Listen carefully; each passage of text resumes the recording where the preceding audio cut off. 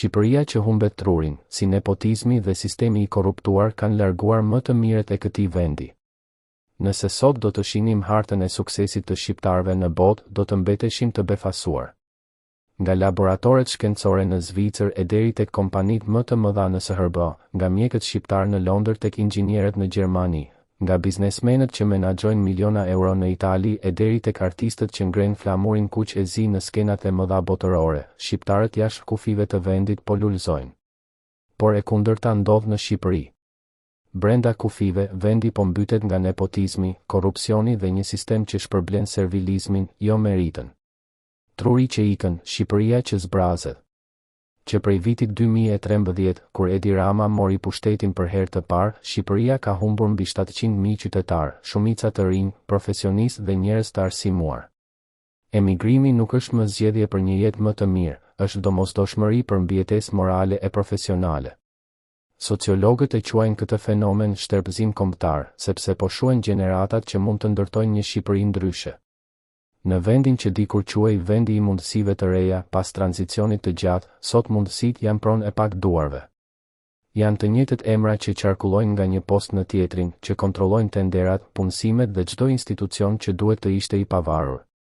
Në këtë klim, njëri që përfundon studimet me përkushtim nuk ka asnjë shans për të ecur përpara pa lidhje politike apo pa bërë pjesë në ndonjë rreth klientelist të pushtetit.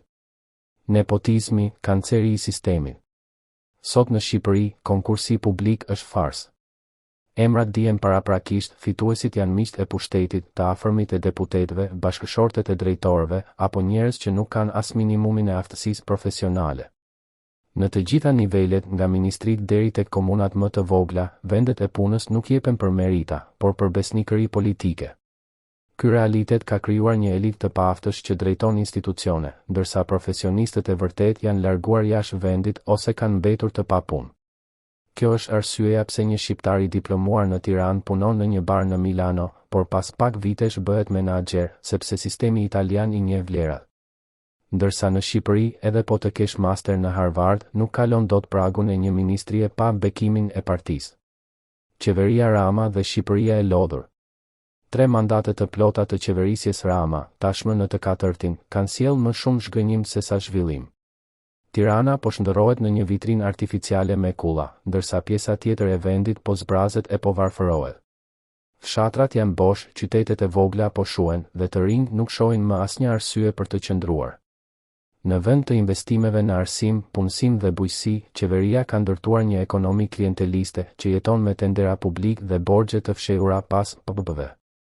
2 Shqipëri, ajo e jashtme dhe ajo e brendshme. Në diaspor kemi shqiptarë që janë bërë profesor në universitetet të njohura, shkencëtar në NASA, drejtues kompanish ndërkombëtare, artistë të njohur e sipërmarrës të suksesshëm. Në Shqipëri kemi ministra që nuk kanë lexuar një libër prej vitesh, drejtorë që nuk dinë të flasin pa gabime, dhe deputet që më shumë kujdesen për tenderat se sa për ligjet.